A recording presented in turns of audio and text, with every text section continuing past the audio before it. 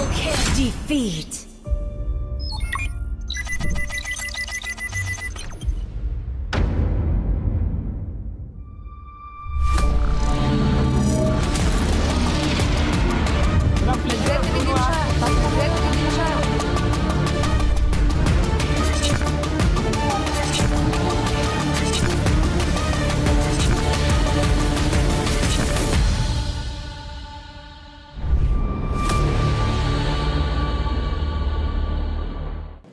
The quest to find the best grassroots team sa larangan ng MLBB is still continuing. At ngayon, we are at South Luzon to figure out who's the best among South Luzon. Dito lamang sa Unity League Philippines, South Luzon League. My name is Hans Caloria, and together with me is Kimberly Mas, bringing you the action from the best of the best. Dahil lang posibleng susunod na idol nyo sa MLBB ay dito natin makita. We're gonna be seeing Crits Esports versus NRK Karma in another best-of-3 series, and whoever gets the victory here will be moving forward into the next stage of the competition. Yep, I'm pretty sure you guys have seen some of the teams already or have heard of some of the teams.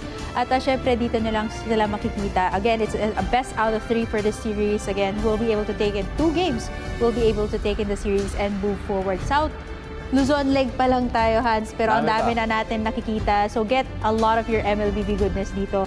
Sa linggo na to, 7 to 8 p.m. dito lang sa PTV. Yup, also our simulcast partner with IBC 13. So that's PTV4 and IBC 13, 7 to 8 p.m. Ang daming numbers, pero you get sila yun, okay? And in addition, just like what we would said, I'm gonna add another number. Dahil 4.1 million pesos lang naman ang pinaglalabanan ng mga teams na ito, and whoever gets to be the champion will be receiving 2 million pesos, a huge lion's share of that prize pool. That's life-changing. Yep, and speaking of numbers, I'm gonna add another one, 15. Yung pinakabata na pwedeng mag-register dito sa Unity League. So if you're an MLBB player, sa tingin nyo, pinakamalakas kayo sa inyong barangay, well, go ahead and try out for the Unity League. I believe we're going to be having a couple of more tournaments all across the Philippines. Well, we've had North Luzon from before at nakita natin na magwagi dyan ang Minerva Esports with a championship point. And in addition, dahil pumasok din yung Gamer Pack doon sa finals, they're also going to be part of the national finals na makikita natin before. It will be the same para sa ating South Luzon. Pampanga, to just name a few. Pampanga, to just name a few that I've seen over on some content creators page. And I think buong Pilipinas naman. Kaya nga lakas ng Pinas eh. I think all across the Philippines, you have really, really good MLBB players that are waiting to be discovered. At malay nyo, ito na yun. Ito na yun, yung Unity League Philippines na pwede nyong mahanap yung susunod na makikita natin sa MPL Philippines or maybe even the world stage. Kaya naman Pilipinas, ito na ang susunod na laban. This is Crits Esports versus NRK Karma. Let's get into the game. Okay, so with all of this being said, I feel like we've seen it all. Okay. We've seen it all. We've seen everything. And I think itong mga bans na to, Hans, like feel ko at this point, I've already run out of things to say. Yung mga baon ko na para, ito yung pwedeng possibility na bans. I think it's all already up in the air. We already know what's gonna be picked up here. I think Nathan, Fredrin even for the foul. There you go. See, hindi siya nagdonostra, di ba? Para Yan. Okay. Ano pang gusto mo? Nathan naman. Nathan Barat. Nathan Arlot. Di ba? Kahit Minotaur, pwede rin. Ilatag mo na dyan. Kasi nandito Nathan, na rin Nathan Arlot sa tingin ko. Arlot. Mahirapan kasi yung Fredrin dito. Tingnan natin Nathan Arlot. Oo nga. Di ba? Tama, Nathan. Di ba? Tama rin tayo. Partida, first time lang namin makita to, guys. First time lang namin makita to mga laban na to. Hindi namin to nakita beforehand, honestly. Pang ilan na ba natin tong episode, di ba? Parang dami na kasi too many to tell. Too many to tell. Too many to tell, guys. Kaya, next time, pag nakikita nyo, especially if you guys are watching on TV, once na makita nyo dito yung mga heroes at matagal kayong umaantabay, palagi kayong nakasubaybay every 7 to 8 p.m., alam nyo na dapat yung mga heroes na gagamitin. Yung mga heroes na nandito mismo sa Unity League Philippines. Actually, yung mga heroes ng mga certain players, alam mo na rin yan. Or maybe even yung mga meta sa mga respective regions, Northern Luzon, Southern Luzon. Mukhang dito sa Southern Luzon, punong-puno ng Nathan and Fredrin. Sa tingin ko, buong buong region yan. I think buong Philippines yan na talaga one of the most used. Isa rin to sa bumabalik sa ating episode kahapon na ginamit ni Sequoia. Amartis once again to deal with the Fredrin. Yep, so Amartis is gonna be utilized here once more. This time, NRK Karma ang gagamit niyan in this best-of-3 series. We've seen a lot of these matchups from before na madalas silang ginagawa. Ito nga yung nakakatawa eh. Kasi usually, pag umpisa ng laban, parang wala tayong masabi in terms of the draft. Kasi madalas yun na yung nagaganap. Pero pagdating ng Game 2, we start to see yung mga gaps within. Like kung ano ba yung kailangan nilang i-fill up, ano ba yung kailangan nilang punan. Diba? Or ano kailangan agawan, pero ito kasi, that's the benefit of having a best-of-3 series, right? You can experiment or you can pick a hero without really feeling too bad about it. Oo nga eh. Kasi itong mga best out of 3 series, honestly, I think it's just either pure luck or the draft really favors your side. And speaking of the draft, no, it looks really, really good so far for NRK. Lots of CCs. They got an anti-CC here as well.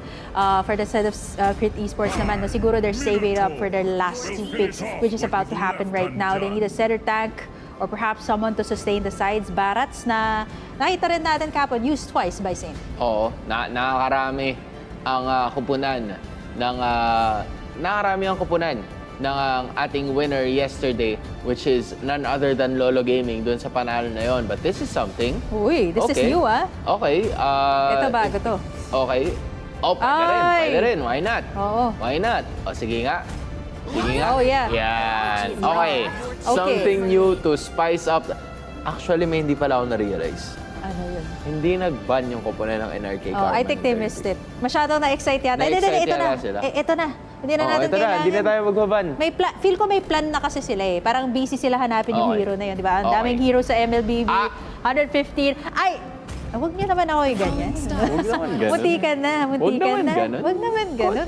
Tapos papalitan mo ng Novaria. Ayan. Papalitan. Safe daw. Dapat. Sige, okay lang. Naiintindihan ko naman. Naiintindihan ko naman. Nararamdaman namin yung yung fire nyo to win, your passion to win. And if Cecilion couldn't help that, okay lang. Well, it's gonna be... Are we sad? Slight. Ano ito? But I think, if I were NRK, syempre, mas gugustuhin ko rin yung ganito. Kasi kung isipin mo rin kung nag-Cecilion sila sa mid lane, maganda nga yung wave clear, pero paano yung late game? Kasi dalawang lane mo, scaling. Yun yung posibleng difference maker kasi na makita natin later on. But again, just like what we mentioned a while ago, this is a very good start para sa kupunan ng NRK Karma. A very well-rounded lineup ang meron sila. They have the Novaria and they also have the Nathan in the late game. Meanwhile, sa kabila naman, you would expect it to be, somewhat objective-centric or should I say team fight-centric just because they have the Diggy on their side na naka-revitalize ka, a spell that we don't usually see a lot much anymore. Usually mga flicker to. Flicker, Aegis even, or flame shot minsan, di ba? Kasi ang daming pwedeng gawin pag Diggy. Yung maganda lang dito yung mid lane nila Valentina. So, ang daming possibilities rin sa mga ultimates na kukunin. And mukhang yata to Diggy na tatambay sa gold lane at mahirapan talaga to. I mean, honestly, pag MM ka, tapos may Diggy yung kabilang side, magsaspam lang yan ng mga bomba. Yung mga jump bombs niya. Hindi ka na makakagalaw niyan. Naka-dire hit pa yan. Kung saan tayo naka-dire hit yan. Kumbaga, maagalaw ka ng konti. Pero magdadalawang isip ka na.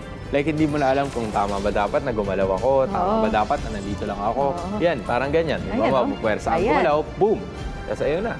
Diba, may damage output ka na. Tapos, isipin mo kung paano ka gagalaw niya. Ayan, isa pa. Boom! Pati yan, sunod-sunod. Dalawa pa. Buti lang may heal sila. Yun yung benefit ngayon. Itong si Leviathan. Kasi, kuha niya yan alam niya yung damage output na kinakailangan niya just to be able to sustain yung kanya makakampi. Kaya itong si Akinito, very confident in taking out those jungle creeps dahil alam niya na meron siyang babalikan na heal courtesy of the Minotaur. Speaking of the Minotaur, man, that is really good, especially to aid the Nathan in the lane. Wala pang kills na nagaganap dito. I mean, as early as now, right? Everybody's being a little bit careful right now, extra careful, especially like mahirap rin talaga makapick off ng isa. That's right. Before the turtle. Kasi mahirapan talaga kayo magkuha ng objective na yun. Pero now, bottom side though, medyo mahirapan talaga yung Arlot dito sa Esports. Sobrang contained ni Asina. And at the same time, yung side ng Crit Esports, they're starting up this turtle. Kalahating HP na. Medyo mahirap to. Medyo mahirap makalapit. Wala pang level 4 dito si Leviathan. Pero andun na yung level 4 nito si Ryoji. Siya unang bubuslo noong Minoan's Fury at mawawala yung original na may gamit ng Minoan's Fury. Actually, si Akinito na naman na may damage output pero siya mawawala dahil siya ang mabubuhusan ni Ryoji doon. So that's a 2-for-none takedown. And it is gonna be in favor of Crit Esports. They're gonna be able to secure this turtle off the game dahil masyado malayo. Malayo sa kabihasnan. Itong Martis na si Akinito. Yeah, man. Ryoji, you see why the Valentina is still one of the most picked heroes, or I would say, sobrang deadly talaga pag merong Valentina sa team, especially if you have a lot of gold ultimates sa kabilang side. No? You see the nice Minoan's Fury earlier, but at the same time, naka-clap back rin yung Crit Esports right before the turtle. You get the taunts, you get the soak of damage galing kay Sei at rekta na kumbaga mababurst down na agad kayo with the really good ultimates being thrown from the other side. Alam mo, tinipid na nga ni, tinipid na ni Sei kanina yung retribution niya para hopefully to be able to steal Akinito's purple objective. Pero good, mechanics coming in from the Martis just to be able to keep it alive and not lose a lot even though they lost Ryoji. one of that. Ryoji though. Good extra dash para makaapak pa at makapasok. Pero sa nagmamadali dito, he's looking forward for the extra initiation. There goes Minoan's Fury. Pero Leviathan's gonna be knocked up here. Mawawala naman ito si Rias. And that is gonna be Leviathan going up next. Sei, extra initiation. At naglatag na naman ng extra damage output. 4-1 in terms of kills. I think parang napapaisip tuloy ako ngayon sa sobrang daming mga Minotaur na lumalabas dito sa Unity League. Parang bihira ko lang nakikita yung Digi na ginagamit. No, honestly, it's so good. Especially kung parang setter tank ka, maiinis ka talaga kung may Digi, no? As long as you have that time's journey. Ayan na nga, speaking of Digi. There we go. Inainis na talaga dito si Akinito. Dalawa yung nahuli, or actually, mahuli pa nga doon si Akinito. 2 actually for both sides. 2 for the price of 1. 1 HP na lang dito si Rix actually. Makukuha pa nga ni Break even right before he spawns. They're getting sandwiched under their own tower. May mga bombs pa dito nang gagaling sa Diggy. They're able to sustain it for a while as they back away. 6-3 ang ating score. Extra safety galing kay Leviathan. Just safely getting himself back into shore. Pero andito na naman si Wish na malalatagan ng Last Insanity to the fullest of potential. Nagmamadali si Wish using that final slash para makaalis na naman at makapalag na paunti-unti. Pero siya in-stun. Siya ipapabalikin with the reverse time as well. And that's gonna be another kill going on to the side of Crit Esports. While Akinito, he didn't want to put that sacrifice in vain. Kaya kuha na lang siya ng purple objective. Hindi niya ginamit yung retribution take. Pero dahil kulang sila ng isa, specifically Wish on this Arlot, then this means another free turtle. Nilatagan na rin ng mga jabong beats nitong si Break Even para wala na talagang maka-break out doon sa defense na gusto nilang gawin. Speaking of breakout, no, the top side is going to be taken in though by NRK. So may konting sagot naman sila dito when it comes to the map control and objective takes. Pero ngayon mukhang isa-sandwich rin sila ng side ng Crit Esports. They're going to clear out the lane and I think they want to do exactly the same. Mirror move. Salamin nga ba, sabi nga ng Bini. Makukuha rin yata nila itong Torres sa top side. They're gonna actually sandwich Leviathan as well as Rix. Sobrang slow HP, ang ganda. Minoan's Fury actually that came from Ryoji. 216 on this Valentina, actually copying all the right ultimates here. 5 minutes in, Hans. Gusto ko lang sabihin din like napapansin ko yung Fredrin, di ba, repeatedly picked by all of the teams. At kung isipin mo, na-nerf na tong Fredrin na-nerf na to. What more kung dati? Yung original Fredrin nung bago siya na-release. Oh man, still a problem as of the moment. Final slash para reverse time. Actually, time's journey naman pala gagamitin nila. Kaya yung umpisang initiation na hindi niya nagawa. Even so, Akinito was able to take Kyle out. That's gonna be the first death of the Roger in this matchup. There's a glimmer of hope para sa kupunan ng NRK Karma, but the question is, will they be able to continue that with the vision and information, the continuous focus and damage na binibigay nito si Break Even. Ngayon ay 2-1-7. Hindi pa yata nagagamit yung kanya Revitalize, pero ngayon, it's starting to really materialize in this game dahil sa mga items na nabibili nila. They lead by 3K and they are slowly building up their momentum. May ginagawa din naman pagbawi kahit paano yung side ng NRK Karma, but they're gonna have to do it a little more consistently than how they would usually do in the first few minutes. Kung isipin mo rin, dalawa rin yung taga-set nila, Wish, Leviathan, they got 2 CCs here to actually set up the plays. Pero yung nagiging problema kasi either ma-cancel out na ni break-even yung mga sets, and at the same time, nagka-counter set rin kasi dito si Ryoji with either the final slash or the Minoan's Fury. Now, yung top side, medyo nasa-sandwich yata Leviathan, gustong pumasok dito. Masastan onte. They're actually gonna bounce back kasi wala pa pala silang minions actually. They're gonna be a little bit way too deep in the jungle side at hahabol pa yata sila. Say, gonna try to soak up the damage here. Akihito, ang ganda ng setup doon ni Leviathan pero may setup rin dito sa kabilang side. Meron pang pag-cancel. Killing spree for break-even. And here comes the X-Borg as well of Asina to actually take down the members. Kyle? Medyo malalim yata pero may Lycan pounds. Wala nang takas doon si Mikey. 13 kills for the side of Crit Esports, and it looks like there's no stopping them, not unless you get the clap back. Pero it seems like sa sobrang ganda ng mga sets dito ng side ng NRK, it seems like there's always a times journey available here para kay break-even. Dude, that was crazy. Yung like and pounds na ginamit ni Kyle. Palabas na ng game. Palipat na ng game. Itong si Mikey. Pero hindi pa rin niya papatakasin at this point. Another turtle, another major objective has been taken there. Akala Lord natin endgame na eh. Pero hindi pa, turtle pa rin ang kanila ipapalag at that point. You have to give props to Kyle on that one. And especially to say dahil it was his call na, sige, let's cut them off. Yep. They're trying to push onto the top lane. They were able to do that. Pero siguraduhin natin na may mapaparusahan sa kanila. And not only that, they were able to take the turtle, they were able to take another turret. And that is the best case scenario, a dream mid-game para dito sa kupunan ng Crit Esports, and they want to continue to do it and get back it once again. That's gonna be Asina naman na gusto mabuhay sa may padalikuran. He has the immortality pero no one's pwede gagamitin din. They are trying to escape pero hindi na makakatakas pa ito si break-even. Wish though is gonna be taken for a cord. Ano naman si Say, we're waiting for an extra slash, and that's gonna be a final slash courtesy of Ryoji. Double kill though, nakaparusa pa sa may padalikuran ba ng iba kundi si Akinito getting a BOD as well, pero andun na naman unstoppable para dito kay Say, and a killing spree onto Kyle as well. It's only the Roger and the Fredrin. 505, 613, full on offense para sa Crit Esports. Wow. Alam mo, I actually thought it would have been NRK Karma getting in at least some gold towards their side. Actually, nakakuha sila ng dalawa doon. Pero yung kinaganda kasi, yun nga, yung mga counter setups dito ni Ryoji, the final slashes, plus the times journey of break-even has been so on point here. Kaya naman nakakapwesto talaga yung mga damage dealers nila like Kyle. And even si Ryoji here, who has been doing such a great job. 2-1-13, by the way, on the Valentina. 20 seconds before our first Lord of the game. If you were Leviathan here in this game, Hans, medyo laban kahit may digi. Set pa rin hanggang may digi. And honestly, I do understand, sobrang hirap nung ganitong point, di ba? Para sino unang magsiset? Si Wish, si Leviathan?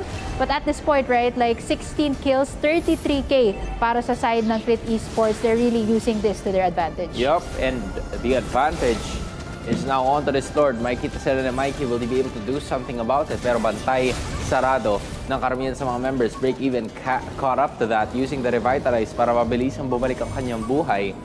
And that is going to be another major objective going into the hands of Crit Esports.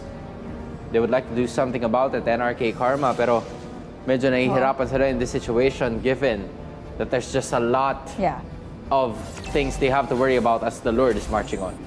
And for NRK though, they're just like, how do you stop this Minotaur? How do you stop this Arlot?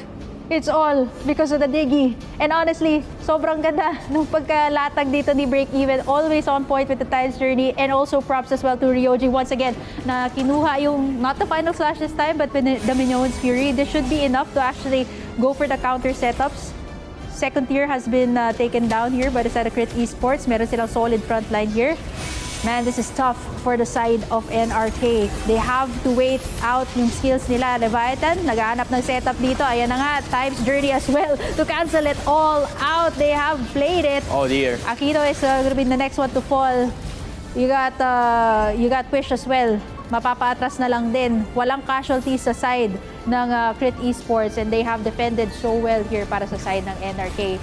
Isa-isa nawawala yung mga inhibitors dito. 17 kills para sa side ng Crit. That is more than a minute in terms of kills. That's at least like what, 1.4 kills a minute. And you have to 10K give na it, yung goal. right? You have to give it to them at this point. Full on confidence. Hawak nila ngayon. NRK Karma unable to make a move here. Dahil hinahanapan nila ng paraan, but it's just too much damage all throughout Council. Another one of those last insanities ay ibibigay na naman to them without Minoa's Spear as well. May final slash pero napakaganda ng Time's Journey para mailatag doon sa dalawang members. It's Rias and Leviathan going down. Wish goes down next. It's Mikey and nakinita na lang mga dumidepensa. Tatamaan si Asina pero hindi yata yun magmamatter kasi gusto niyang umasim na. And Mikey's gonna be there but he's gonna use the flicker pero under naman yung Jabombits. Akinito buying a bit more time pero masyado na maraming minion waves. It is just unstoppable. Galing kay Kyle and game number 1 will be going into the hands of Crit Esports. Nicely played there by Crit. Actually giving NRK a taste of their own medicine, literally, with the Valentina. Ilang beses natin nakita na nag-set doon si Leviathan na napakaganda, pero nakaka-counterset kasi dito si Crit eh. And speaking of Ryoji, actually, gonna be the MVP of the game. I was pointing it out, right? Like why the Valentina is still so good currently sa ating meta kasi nakukuha nga niya yung ultimate, which is such a game changer here, especially in this game kasi ang daming magagandang ultimates na nakukuha. Props as well to Break Even who has been aiding this entire team, canceling out all of the good ultimates from the side of NRK. I mean, kung iisipin natin ng mabuti, ang ganda lagi ng ginagawa ni Ryoji. You're right, kasi alam niya na meron siyang listahan ng mga skills na pwede niyong gamitin, but it's also with what he chooses.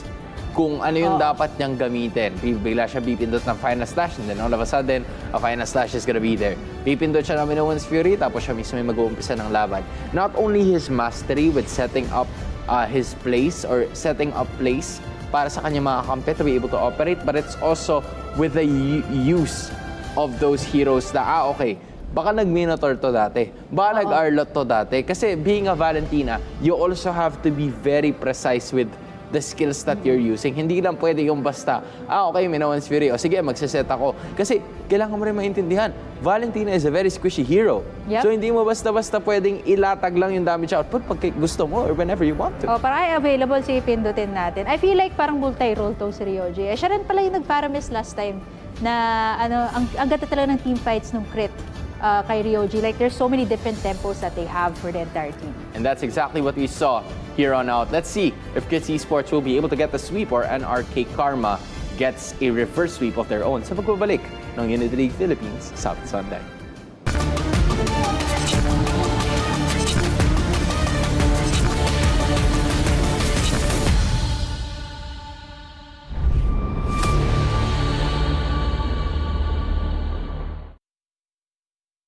The Unity League Mobile Legends Bang Bang National Tournament is here. And we heard you. To accommodate more players, Unity League is now open to younger gamers. So if you are a Filipino citizen, age 15 years old and above, and have never joined in any professional league, assemble your team and join now. Registration is still open for the National Capital Region, the Visayas, and Mindanao. The Unity League Mobile Legends Bang Bang National Tournament. Dala ang watawat ng Pilipinas. Samahan ang ating mga bayani sa pinakamalaking laban na kanilang haharapin. Subaybayan ang paghahanda ng ating mga atletang Pinoy para sa pinakaprestigyosong torneo sa mundo ng palakasan. Road to Paris, the PTV Olympics Primer. Simula ngayong Sabado, alas 4:30 ng hapon. Dito lang sa PTV. Time to take your mobile gaming to the next level. Join the Unity League Mobile Legends Bang Bang National Tournament. A total of 4.1 million pesos in cash and prizes await our new esports heroes. For the regional playoffs, the top 3 teams per tournament leg will win 20,000 pesos for third place, 40,000 pesos for the second place, and 60,000 pesos for the first place. And for the grand finals, the top 10 teams will face off, but only the best 3 teams will take home the biggest prizes of all. 500,000 pesos for the third place, 1 million pesos for the second place, and 2 million pesos for the grand champion, plus the chance to represent the country with the national team Sibol. So, do you have what it takes? For more details, visit the Unity League Facebook page.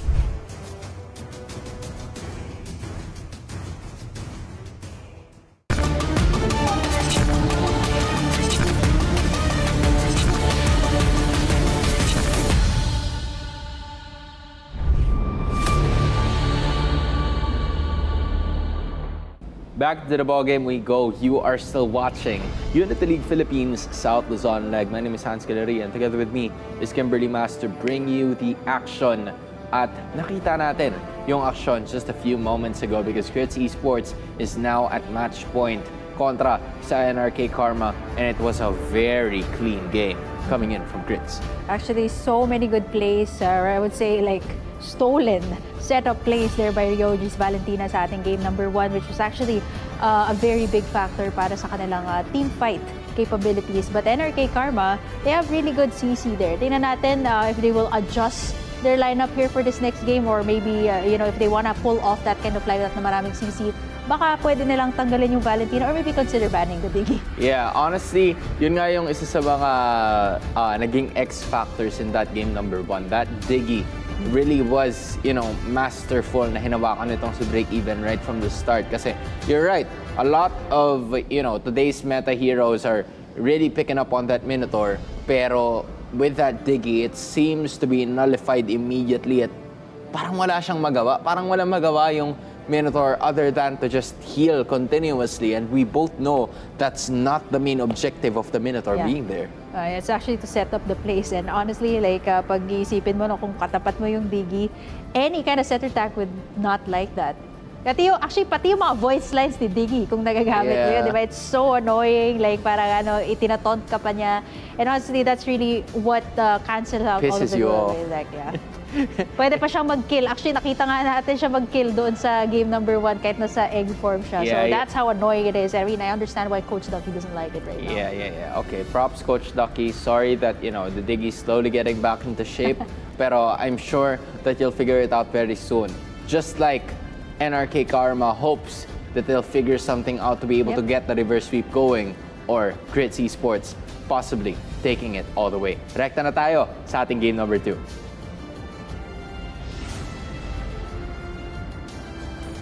Now, this is the time for us to say a lot of things about game number 1. What happened in the draft. Kasi nung game number 1, talagang wala kaming masyadong masabi. Like, ano ba yun usually? Testing ground lang ba? Like, doon mo lang ba i-figure out lahat? Pero ngayon, that's not the case. Parang vibe check lang ba? Vibe check lang ba? Vibe check. From now on, guys, ganun na ang magiging mantra natin. Iba-vibe check lang natin at ang tunay na draft ay magsisimula sa game number 2.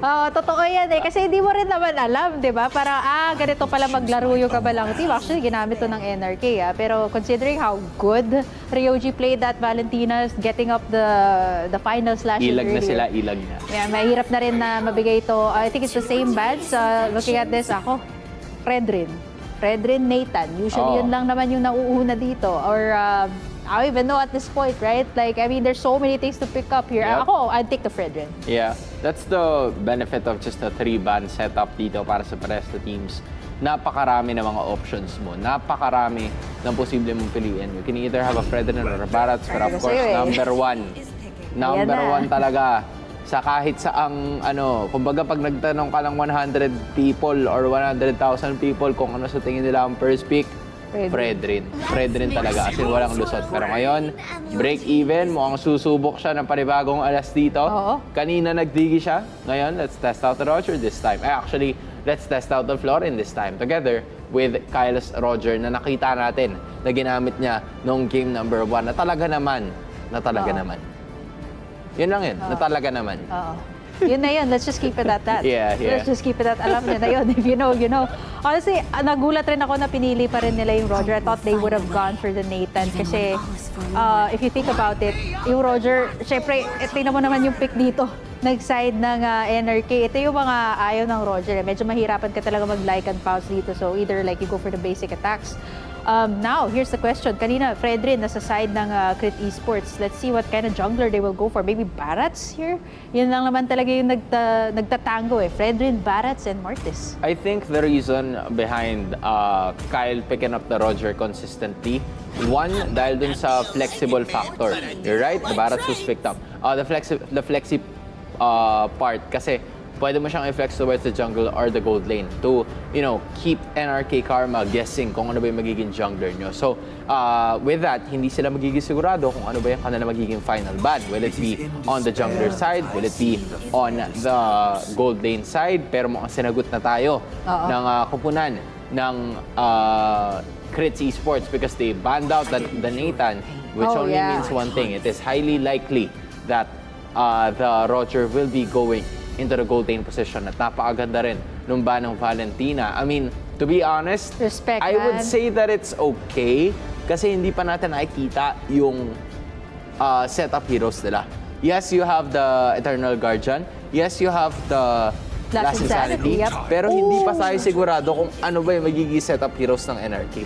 Actually, So para maano na lang, para hindi na sila masyado mag-overthink, sige, tanggalin na lang natin.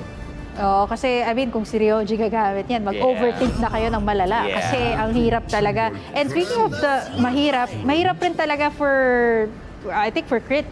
They picked up this gourd which is good for dealing through damage, pero mahihirapan ka talaga magpwesto. Feel ko, Ryoji, you're really good at what you do. You're really good as a mid laner. I think makakahanap naman siya ng angulo dito. Pero with this lineup, ang dami kasi pwede makapick off sa gourd. At pag gourd ka talagang gusto mo, nasa likod ka lang, parang Novaria yan eh. Oh man, this is real. Wow, Crit Esports. Oh no, wait. Teka lang. Okay, so mukhang Barats jungle or is that an Esmeralda I see na hindi pa nila switch? Traditionally, wow. Yep. Barats jungle. Sabi ng pero hindi eh. Hindi, parang hindi naman. Ito, iniintay ko yung segundo eh. Hindi. Wala na talagang palitan. Wala talaga eh. Wala talagang palitan. Mukhang Esmeralda jungle nga talaga ito, mga kaibigan. Something that we don't usually see. Yep. Thank you for giving us that. It's Esmeralda jungle. Now, bringing in the action para sa ating lahat. Together with a Roger that's stuck into the gold and left NRK guessing. The adjustment naman na ginawa ng NRK is, of course, to pick the Grok and to provide Akinito with a better hero in terms of securing objectives, none other than mighty number 1, Fredrin. Oh yeah. It's a very good start for their team, for NRK this time. A very good CC type of composition din. Pero kung iisipin mo, this is something new for the side of Crit Esports. I like it. I like seeing something like this kasi ang daming pwede mapag-usapan. Nakita ko na rin to. Teka, hindi ko nakita sa last episode, pero nakita ko na to sa rank games. And kung isipin mo yung Esmeralda, kakain lang yan at kakain ng shield. And jungler pa to, so mabilis to makakuha ng resources. Yup, the question is, kanino siya kukuha ng shield as of this moment? What is gonna be the idea behind here para sa kupunan ng Crit Esports? Because so far, they're winning the pokes department dahil mapapabalik nila itong si Reyes going back into base. Leviathan just showcasing what he can do at this point, which is to provide information as much as possible. Pero just like what you said, Say already here joining the party. And kung iisipin mo, yun yung pinakaunang Little Wanderer, pero halos level 4 na. Oo. Ang ilalabas niya dito, itong si Say, using this Esmeralda. Oo, ang bilis rin ng rotate. Actually, nag-retry pa nga siya doon for the Little Wanderer just to secure it for themselves, to make sure na hindi madedelay yung kanyang level 4. Mukhang gold lane yung sisimulan nila dito. They actually find Akihito here. Both of them got that level 4 power spike already. Are they gonna go for more? Pwede mag-heal dito si Break Even. Nandito yung Florin. Nasa kanya rin pala yung Do. So, pwede sila mag-aggro dito. Kaya mas mabilis din siguro yung wave clear niya kasi it boosts up your stats, the life dew. So, more damage means also more movement speed, and then you can also have a ton of other possible options here kung ikaw itong si Say. Now, a possible choice for him is to just prioritize and taking the purple objective kasi yun yung isa sa mga bagay na hindi dapat mawala pag Esmeralda jungle ka kasi kailangan para tuloy-tuloy yung sayaw mo, erekta mo na. Pero si Leviathan is gonna be showcasing himself here. Will he be able to make it in time? Iniwan niya na yung kanyang purple objective, lalaban na lang daw sila. Pero doon naman sa iba talikuran, nagditonas welcome na naman walang iba kundi itong side ng Crits Esports, and they will be able to take first blood, raw first blood dito kay Leviathan. It's gonna be Ashina also going down as well. Pero makakataka sila. Good retribution take coming in from Say. At ngayon, back to business na naman siya with the purple take. Actually, props to Ashina there. Nag-flicker in siya at nagdetonas welcome. Kaya naman na pa-shift yung attention doon ng NRK to actually take down Ashina. Kaya naman nakapwesto si Say rin para makuha yung turtle. Props as well to the pokes of Ryoji. Honestly, like if hindi mo talaga tutunan ng pansin yung isang gourd, makakapoke at makakapoke talaga. Tingnan mo ito si Kyle. Wala na siyang pakialam na nandyan si Leviathan. Basta gusto ko lang mga gold plating. He just knows that there's no gonna be any sort of damage option dito para sa kanila. And not only that, Ashina also clearing the minion waves first. Kaya naman makakatulong siya dito sa mid lane push na kinakailangan at gustong gawin ng kupunan ng Crits Esports. And then right after that, rotations are gonna be the essence para sa team na ito. Just taking care of business. Ryoji blocking every single pathway na posibleng pagdaanan nito si Akinito. Kaya puwersado talaga siya to just utilize it whenever possible. And then dito na naman si Kyle. Meron pang wild charge yan. Akinito's also gonna be dashing away. 4-on-3. Not a lot of happenings here unless they go for the energy shields. Yep, ayan na yung possible wild card dito ni Leviathan. Break even. There's the heal coming through, and Ryoji with the Mystic Gush. Hindi pa rin sapat to take down Leviathan, but it actually causes him to back away. 3 minutes into the game, and so far it is going to be Crit Esports leading. Care of the turtle takes. Actually, I'm curious rin, Hans, kung anong klaseng build yung gagawin ni Say dito. I usually see like parang bumabalik na rin yung Esmeralda magic damage build. Yup, magic damage really is, the thing here para sa Esmeralda, especially kapag yung mga clashes na asahan mo and you'd want to give out early game damage pa lang, especially if you're a jungler.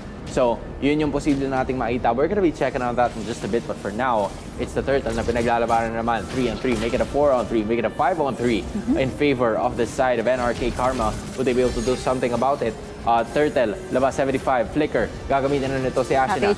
Leviathan is also gonna be here as well. Naglatag na naman ng kanyang Mystic Gush, pero buhay pa rin ito si Leviathan. And now it's gonna be a last insanity para dito sa pagkamatay ni Ashina. And then there's gonna be the other members as well that will be focused on this turtle. Will they be able to do something about it? Yes, they will. Dahil sila makakuha niyan a trade naman na ginawa nitong si Kyle dahil sa nakuha niya ang top lane turret up top. But at the same time, that is a good way to get back in this game if you are the side of NRK Karma. Actually, alam mo, yung ginagawa lang talaga ni Kyle dito pala para makapush siya is just to use the basic attacks. At kung mapapansin mo, no, parang hindi niya ginagamit na rin mostly yung Lycan Pouts, not unless there's somebody low at HP. But now Ryoji, perfect timing as well for the Mystic Gush, almost taking down Rias there.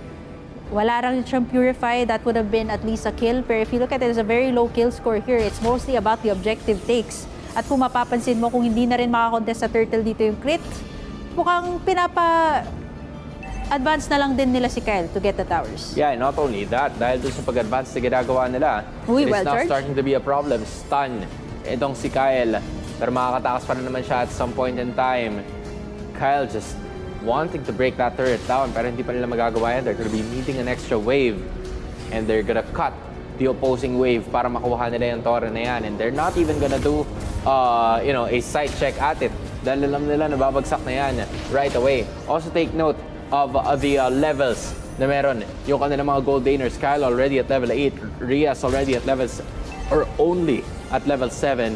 You're gonna have to really take note of those dahil yung mga maliliit na bagay na ganyan, that means more damage output.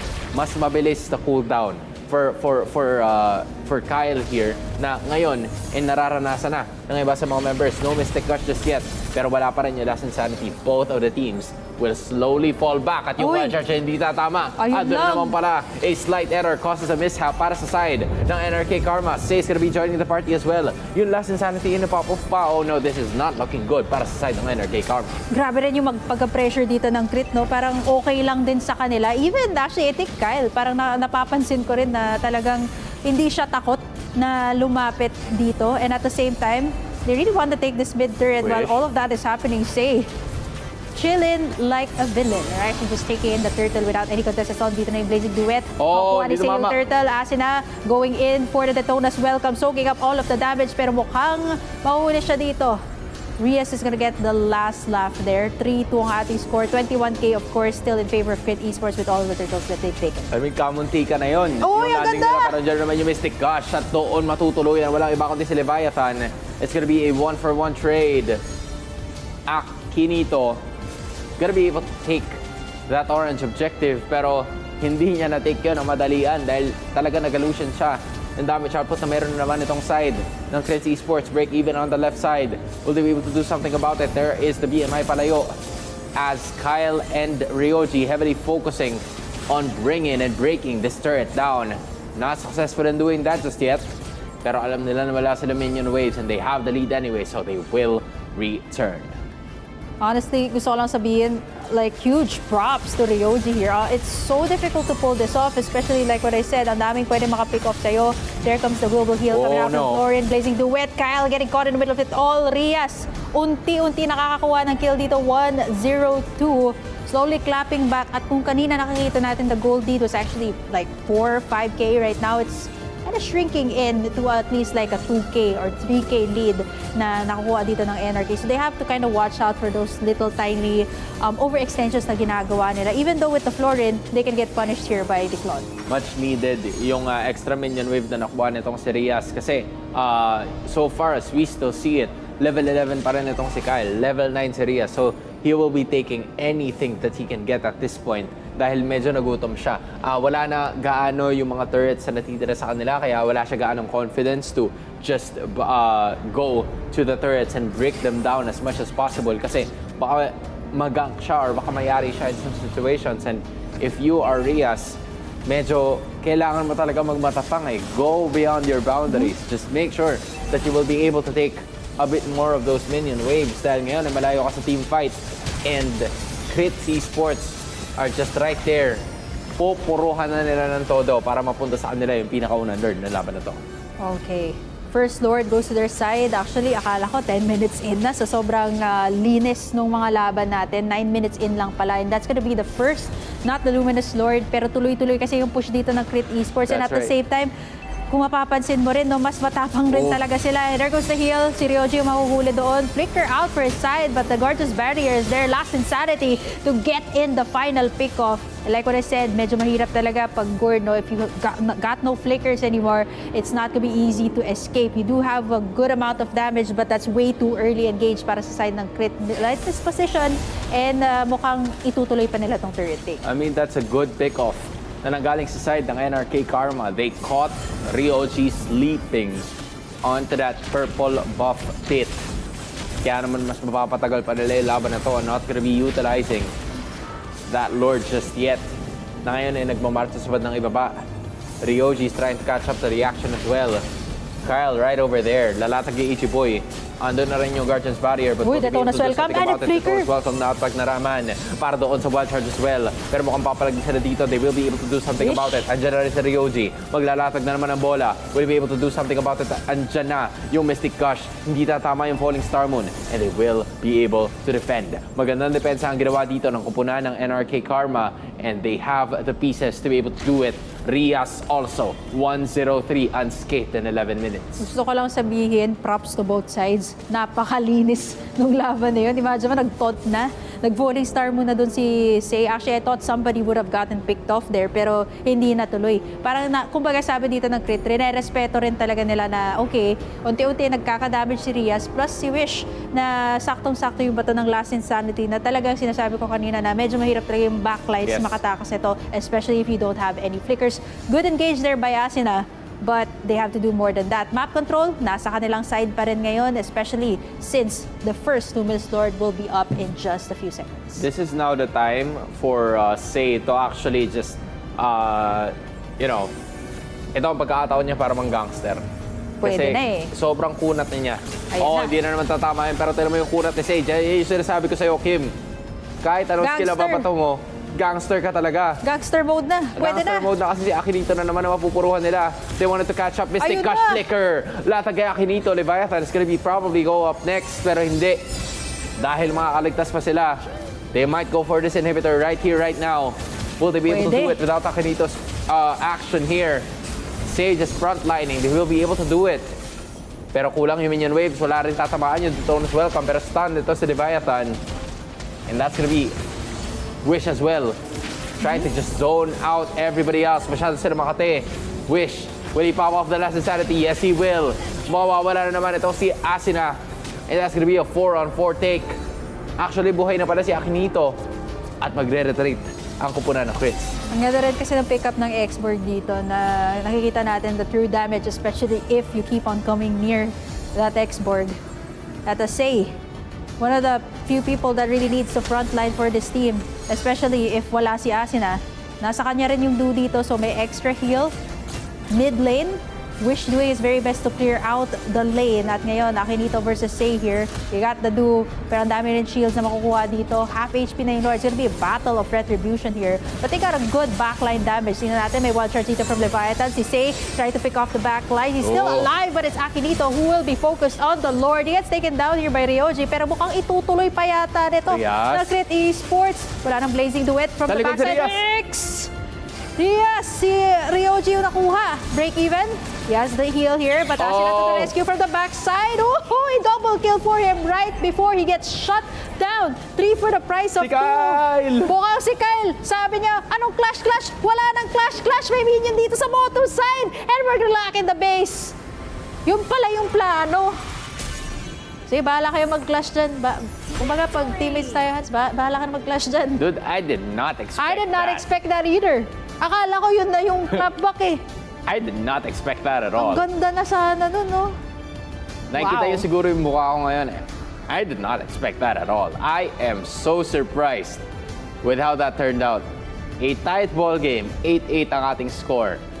Nakuha din ng NRK Karma yung Lord. Yep, finally. Pero si Kyle, he just doesn't care. Talaga, di ba? So, talaga. He just doesn't care. Kung ano yung pinaghirapan nyo, okay, sige, good job. Pero wala akong pake. Yun basically yung sinabi niya all through. Ang ganda ng kuha niya sa Turtle. Ang ganda ng kuha niya sa Lord. Napakaganda ng clash na pinakita niya sa amin. Pero wala akong pake. Ito kasi pag may Roger ka eh. Yan yung pwedeng call eh. Sige, magka-clash kayo dyan. Wala akong pakialam. May base. May minion. Sige, rekta tayo doon. And honestly, that's just what ended the game. Kasi kung hindi man ginawa ni Kyle yun, I think that would have extended way longer. 13 minutes in. Yeah, that would have been a crazy moment para sa kanila. Or it would have went crazier. Dahil it already was a crazy team fight on its own. Pero kahit ganun man ang nangyari, they were still able to do something about it. And Kyle dealt the bullets para sila manalo sa laban na to. Talk to me about the Esmeralda jungle, though. That seemed pretty cool for them. Nagawa nila ng paraan. Kasi tinitingnan ko yung items. Honestly, ine-expect ko yung do ni break even. Ililipat niya kay Kyle kung may damage na. Pero hindi niya linipat eh. Buong laro, it was with Say. And honestly, sabi mo kanina, kailan ka gagangster Say? At yun na nga, no? Yung mga huling moments nakita nyo na si Say talaga yung nagpa-front. Honestly, that's so hard. You're dealing with an X-Borg, you're dealing with a Fredrin. Ang daming pwede maka-burst down sa'yo. But I think the key factor here to take in is the Oracle, tapos yung mga basic attacks. Like the first 2 items that you pick up, the Feather of Heaven and the Starlium Sight, na talagang magpapahirap talaga. Like just a couple of basic attacks, it's enough to kind of dish out the damage. Plus, nag-brute force breastplate pala siya. So, masusustain niya rin yung mga damage na binabato sa kanya. Yup, all of those notes have been checked by the side of Kids Esports as they will be moving on. GGWP then sa NRK Karma for showing how it is done dito sa South Luzon. On behalf of Kimberly Masat sa lahat ng mga participating teams, my name is Hans Galeria and see you next time dito lamang sa Unity League Philippines sa South Luzon Live.